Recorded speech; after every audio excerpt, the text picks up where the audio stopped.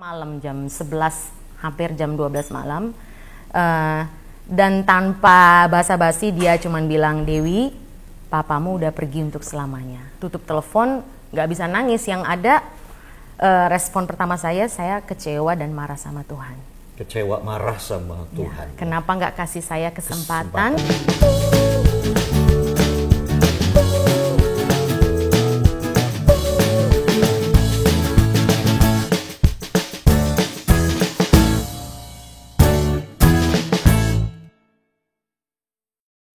Selamat datang di NBA. Bukan program basket, tetapi ngobrol bareng Abah. Nah, hari ini buat semua teman-teman Abah di acara ngobrol bareng Abah ini kita akan membahas tentang ayah.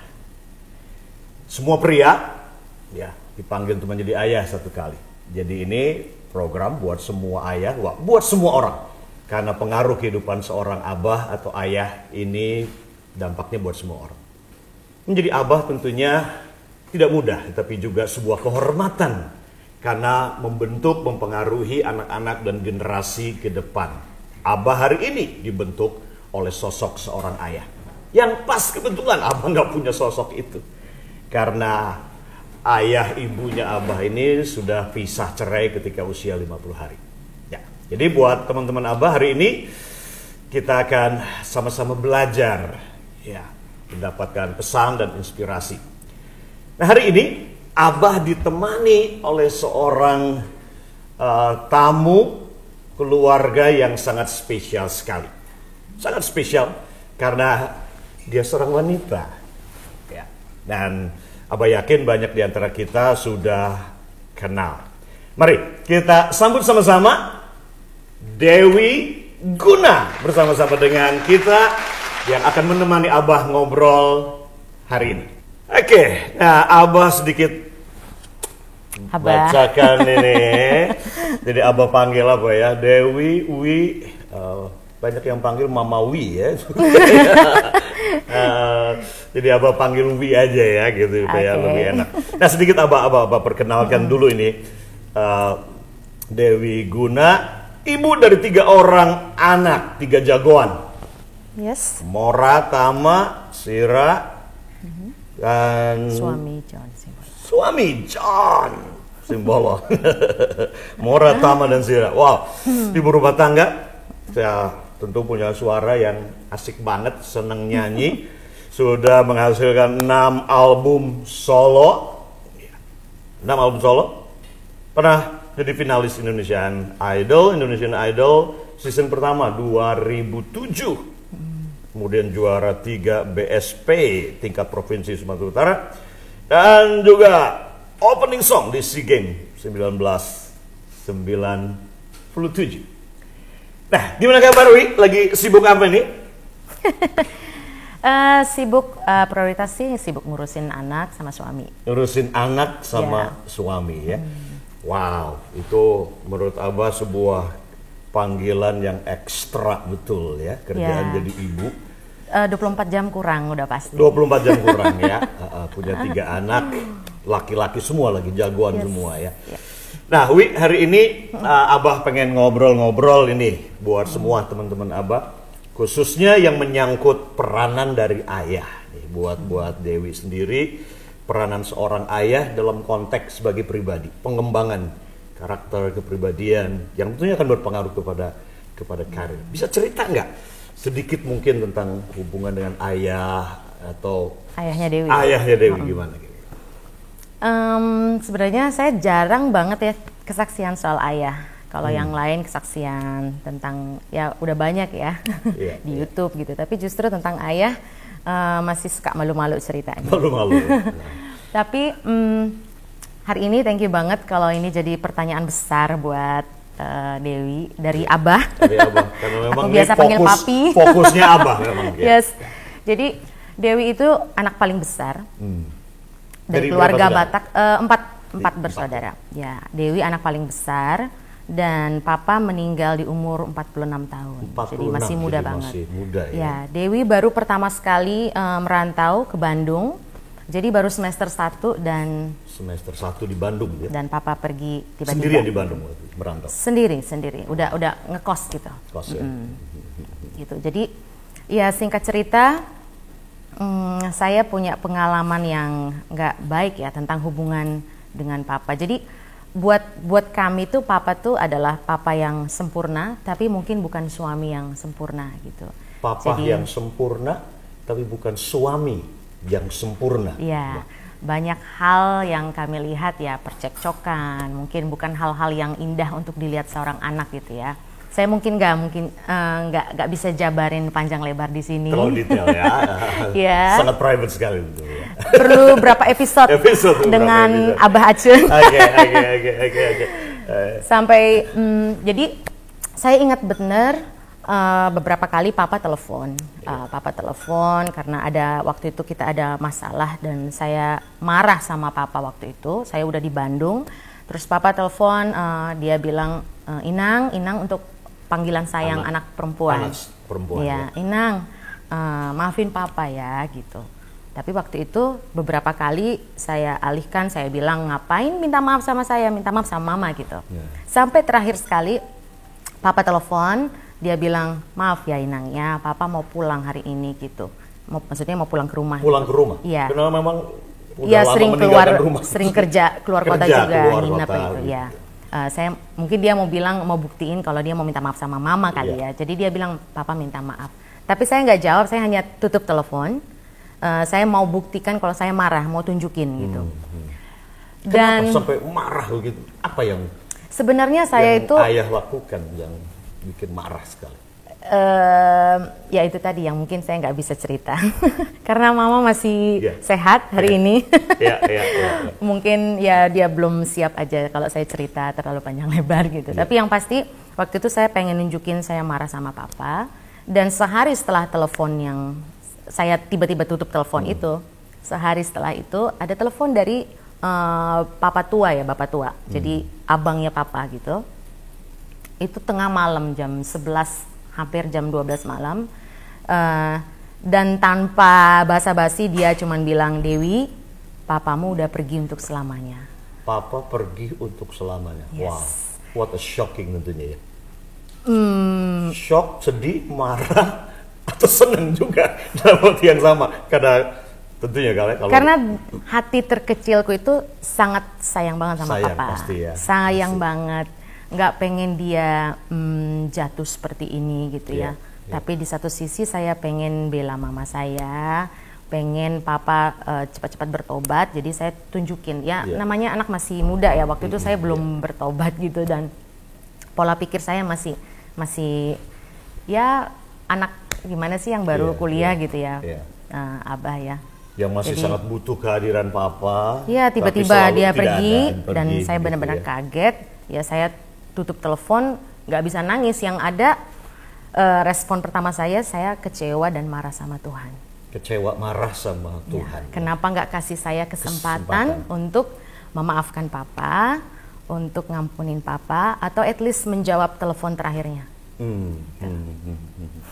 Iya. Terus gimana terus setelah itu? Ya perjalanannya setahun itu benar-benar nangis. Terus ya kalau ingat papa, ingat lagu-lagu kesayangannya dia, kalau dengar di radio saya pasti nangis. Dan itu mengubah sedikit banyak bagaimana hubungan saya ke depannya gitu. Tapi dari situ setelah setahun gitu ya, saya enjoy kesedihan saya, kekecewaan saya. Akhirnya saya benar-benar diingatkan soal pengampunan sih. Jadi saya banyak belajar tentang pengampunan, tentang karya Tuhan udah mati buat saya, itu untuk mengampuni saya gitu. Itu justru lewat peristiwa papa. Belum sempat ya, maksudnya bilang sama papa untuk kata, "Pah, I forgive you, aku ampuni kamu." Ya. Ada dua hal yang paling saya sesalkan. Nggak terima minta maafnya dia. Saya belum sempat bilang saya maafin papa, maafin saya papa. Dan yang kedua yang paling sedih itu saya nggak sempat bilang saya cinta sama bapak. Karena ternyata itu yang sangat besar di hati saya gitu. Iya, wow. tentunya nggak mudah ya, harus berdamai dengan diri sendiri. Berapa lama prosesnya sampai akhirnya bisa selesai gitu ya, walaupun tadi penyesalan dua itu kan penyesalan bisa beberapa orang bisa seumur hidup ya, ingat terus maksud menyesal seandainya dulu saya bilang I love you maksud masih hidup, walaupun mungkin papahnya bukan papa yang perfect, papa yang kacau begitu, yang bukan figur sosok yang kamu inginkan dan mimpikan dari seorang ayah. Berapa lama Dewi sampai akhirnya selesai dan berdamai gitu dengan diri sendiri? Mungkin sekitar setahun ya. Jadi setahun, ya? Time is healing. Waktu itu memang menyembuhkan. Waktu gitu. menyembuhkan ya. Jadi saya beruntung dikelilingi dengan teman-teman yang pelayanan di Bandung. Jadi dengar kisahnya mereka menguatkan saya. Dengar dari saya di gereja juga banyak terima pencerahan-pencerahan dan yang pasti ya tentang karya Tuhan di salib itu. Iya. Nah, memiliki ayah yang tadi mungkin figur yang kurang bagus gitu ya, yang tidak sempurna begitu, berpengaruh nggak buat studinya Dewi, buat karirnya Dewi, kemudian buat tujuan ke depan ini, visi ke depan buat kehidupan Dewi sendiri? Berpengaruh nggak? Pengaruh banget, tapi saya ngelihatnya saya beruntung ditangkap sama Tuhan lewat pengalaman-pengalaman pahit itu. Jadi kalau dulu mungkin saya menyesal, kecewa gitu, kenapa nggak sempat memaafkan, nggak sempat bilang I love you. Jadi itu timing yang tepat, saya orangnya itu nggak jaim lagi. Kalau saya sayang sama seseorang ya saya ekspresikan. Iya, karena saya nggak tahu umur kapan gitu kan. Kapan bisa mengucapkan itu, nggak mau terlambat lagi ya. Iya, mengampuni juga saya sebisanya nggak nunda-nunda, minta maaf juga nggak nunda-nunda, karena begitu besar kasih Tuhan buat kita gitu. Sayang banget kalau harus penyesalan seumur hidup hanya karena kita nggak menunda-nunda hal yang baik gitu. Dasarnya apa waktu itu untuk Dewi akhirnya bisa melepaskan tadi ya, pengampunan buat papa itu ya, gitu. Apakah karena kesadaran tadi bahwa papa juga tentunya produk dari papahnya? Jadi abah adalah produk dari abahnya, kan gitu. Iya, apakah kesadaran karena itu juga gitu yang membuat akhirnya ya gimana pun juga ya papa mungkin tidak tahu apa yang dia perbuat, dia tidak punya figur juga untuk menjadi ayah atau menjadi suami yang baik itu seperti apa? Waktu itu ya karena saya Kristen, saya berusaha buka Alkitab saya gitu ya untuk mencari kekuatan. Sampai akhirnya ayat yang paling saya ingat karena ayat dari kecil gitu ya, mungkin hanya itu ayat yang saya tahu waktu itu, Mazmur 23. Tuhan adalah gembalaku. Tapi di situ saya selalu balikin ayat-ayatnya. Jadi Tuhan akan membaringkan aku di air yang tenang. Terus saya marah sama Tuhan, saya bilang ini bukan air yang tenang. Ini badai ya. Badai. Saya udah sekolah baik-baik, saya anak yang baik, tapi kenapa dikasih kecewa seperti ini gitu ya. Terus kan ayatnya ada lagi tuh yang di rumput yang hijau gitu, tapi saya bilang sama Tuhan, no, saya nggak ngelihat rumput yang hijau, ini saya lagi marah, saya nggak ngerasa ini sesuatu yang air yang tenang, rumput yang hijau gitu. Saya marah sampai akhirnya saya kayak disuruh terus baca sampai bawah, dan waktu baca di bawah sekalipun dalam lembah kelam ada gada dan tongkatku yang memberikan penghiburan gitu. Jadi ya itu jadi kayak sign saya untuk Tuhan tuh tetap gandeng tangan saya walaupun dalam keadaan sekecewa apapun, dan diingatkan tentang karya salib Tuhan. Karya salib itu ya.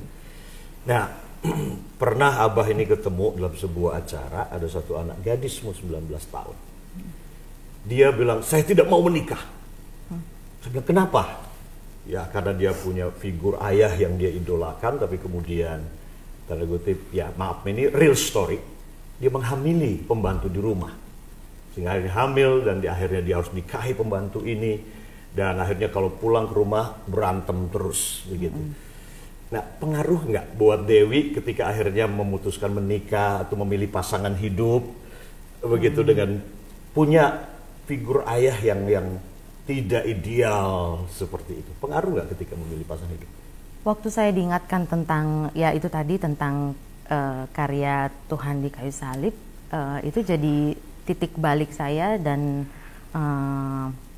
benar-benar mencari sosok pria saat itu yang saya ingat ya, ya benar-benar yang seperti Tuhan gitu, yang mau rela berkorban untuk saya gitu. Jadi beruntung, bersyukur saat itu waktu mencari pasangan hidup udah diubahkan sih. Udah gitu. diubah ya. Dan waktu itu calon suami saya, waktu itu pacar ya, dan sekarang udah jadi suami saya, dia bilang Tuhan nggak pernah kasih orang tua yang nggak sempurna. Dari awal dia menciptakan orang tua yang sempurna, tapi di dalam perjalanannya mereka mengalami banyak hal gitu.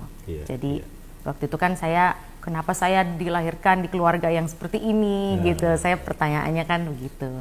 Tapi dia ingatkan saya, Tuhan nggak pernah menciptakan orang tua yang kacau gitu. Iya.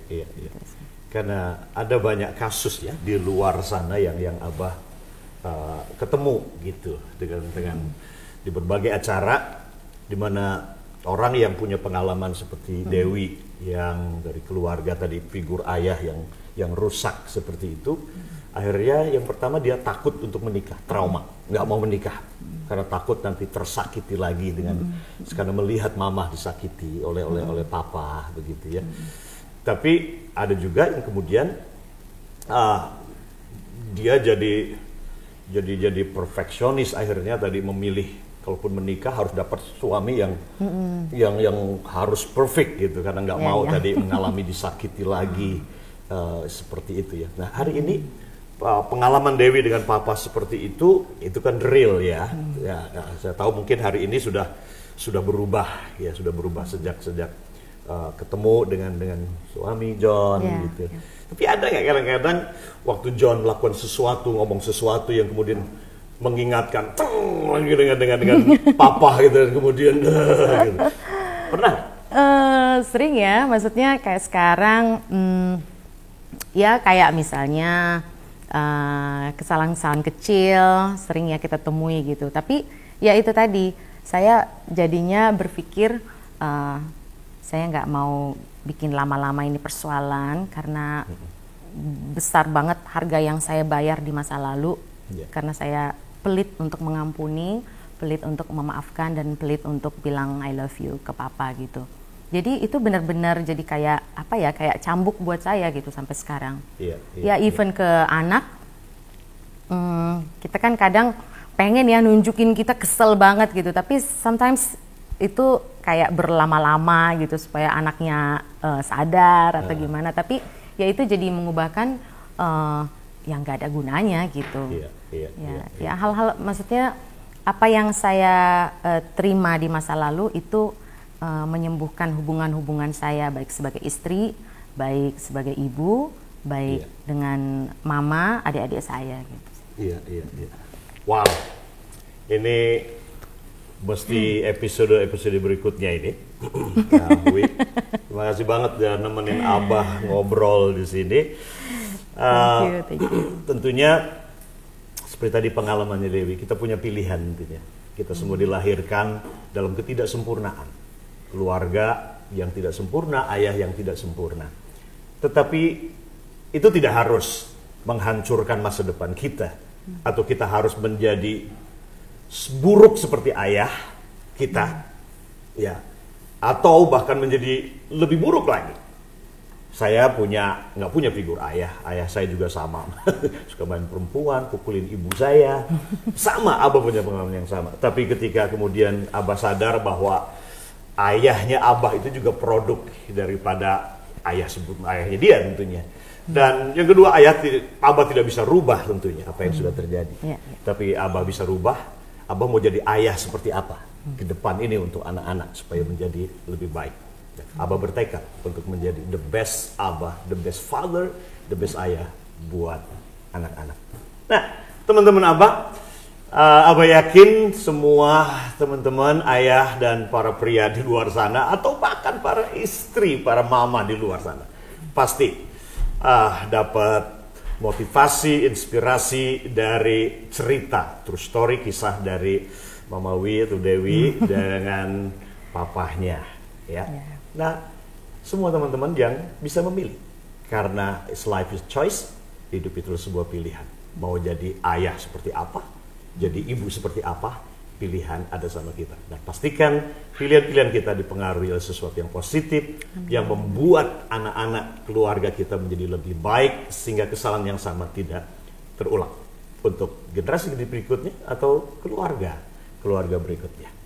Baik, teman-teman Abah, senang sekali sudah menemani Abah ngobrol hari ini. Dan Dewi, sekali lagi terima kasih thank you, sudah menemani Abah ngobrol dan berbagi kehidupan.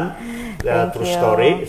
Abah yakin semua teman-teman Abah yang melihat program ini sangat-sangat berterima kasih ya, dan sudah diinspirasi.